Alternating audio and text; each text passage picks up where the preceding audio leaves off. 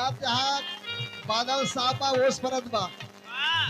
मगर जाड़ा का सीजन बा। जनवरी के महीना में बरसात होत बा और कोनो मेहरारू मरद से कहले बा का क्लास पढ़ू मास्टर देखा हो ज्योति बरसात होत बा कोनो हीरो हीरोइन के बात बा। हाँ का कहे घेरले बाप दरा सटतारू पजरा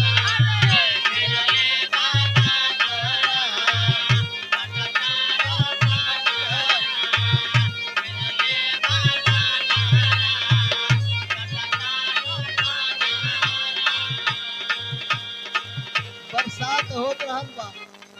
हर सरहो सिंगार कैले दिया घेरले बाप दरा सटतारू पजरा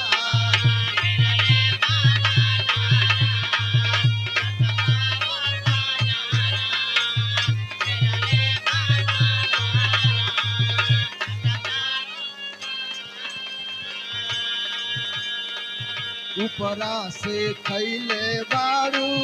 काला काला कजरा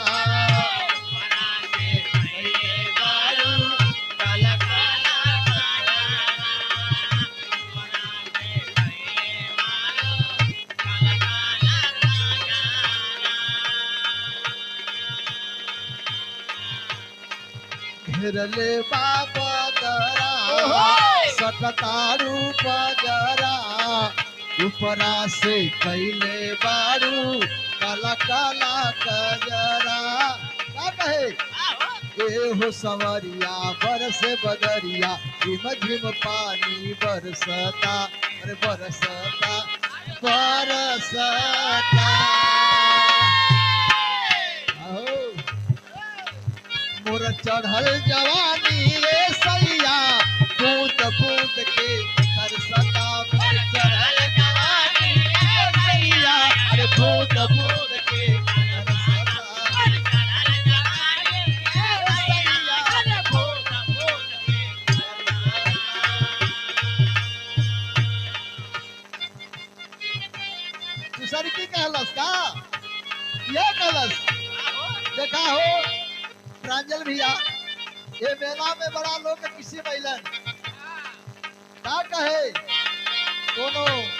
प्यार मोहब्बत में प्यार से रुमाल से मांगेगा का कहे